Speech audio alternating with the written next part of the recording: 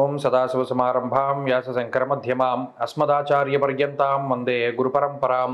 జ్యోతిషశాస్త్రాన్ని భావితరాల వారికి ప్రసాదించిన ఋషుల యొక్క పాదపద్మాలకి నమస్కారం చేసుకుంటూ, అలాగే నాకు ఈ జ్యోతిష విద్యని నేర్పిన గురువర్యులు జ్యోతిష బ్రహ్మ కీర్తిశేషులు శ్రీ ఏరంకి సూర్యనారాయణమూర్తి గారు, సూర్యశ్రీ దైవజ్ఞ గారి యొక్క పాదపద్మాలకి నమస్కారం చేసుకుంటూ, ఓం శ్రీ మహాగణాధిపతి నమః, శ్రీ గురుభ్యో నమః, హరి ఓం. వీక్షకులందరికీ నమస్కారం.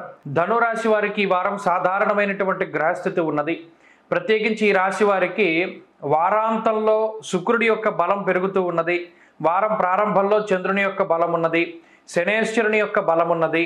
అలాగే పంచమ స్థానమందు కుజుడు, చతుర్థ స్థానమందు రాహు కొంత ఇబ్బందికరంగా ఉన్నారు.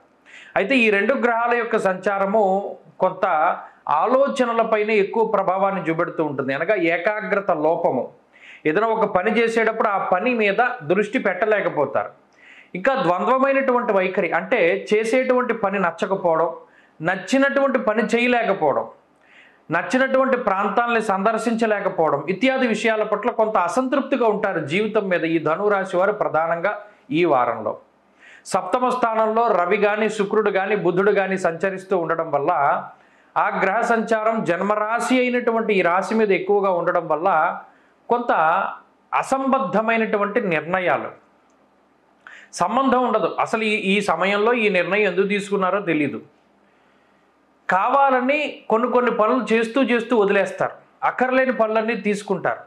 ఆ పనులు అసలు అవుతాయా అవ్వవా, మీ శక్తి దానికి సరిపోతుందా సరిపోదా అనేటువంటి ఆలోచనలు ఏమీ ఉండవు. అనాలోచితమైనటువంటి చర్యలు ఎక్కువగా ఉంటాయి. దీన్ని బట్టి కుటుంబ సభ్యులు కూడా కొంత వాళ్ళ యొక్క సలహాలు ఇస్తూ ఉంటారు.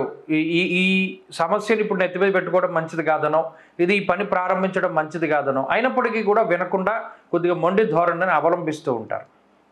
అలాగే ఆర్థికపరమైనటువంటి ఇబ్బందులు ఏవి కూడా ఈ వారం ఉండవు. అయినప్పటికీ కొంత ఖర్చు ఉంటుంది. సంపాదించిన డబ్బులో 70%, 70% కూడా ఖర్చు అయిపోతూ ఉంటుంది. 30% దాచడానికి ప్రయత్నం చేస్తారు, కానీ అది వీలు కుదరదు. ఇలా వచ్చినటువంటి ధనాన్ని కొంత ఖర్చు పెట్టేయడానికి అవకాశం కలుగుతూ ఉంటుంది. కొన్ని సందర్భాల్లో పట్టుదలకి పోతే, కొన్ని సందర్భాల్లో పంతానికి లేదా ఫాల్స్ ప్రెస్టేజ్కి వెళ్ళి ధనాన్ని ఖర్చు పెడతారు. ఉద్యోగపరమైనటువంటి విషయాలు చాలా సానుకూలంగా ఉన్నాయి. ఉద్యోగపరంగా సమస్యలు ఏవి కూడా కనబడడం లేదు. అలాగే వ్యాపార పరంగా కూడా గ్రహస్థితి బాగున్నది. ఆరోగ్యపరంగా కూడా గ్రహస్థితి బాగున్నది. విద్యార్థులకి ఈ గ్రహస్థితి మంచి అవకాశాలను ఇస్తుంది. స్త్రీలకు కూడా మంచి అవకాశాలను ఇస్తుంది.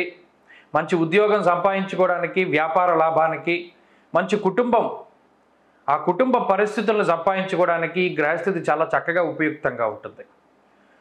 ధనురాశి వారి వారం మరింత అనుకూలమైనటువంటి ఫలితాలను సాధించడానికై దుర్గాదేవి యొక్క ఆరాధన చేస్తూ ఉండడం చెప్పదగినటువంటి సూచన. దేవీ ఖడ్గమాల స్తోత్ర పారాయణం లేదా శ్రవణం మంచి ఫలితాన్ని ఇస్తుంది. ఈ వారంలో కలిసొచ్చేటువంటి రోజు మంగళవారంగా చెప్పవచ్చును. అదృష్ట సంఖ్య 2, అదృష్ట వర్ణము నీలము. తదుపరి మకర రాశి.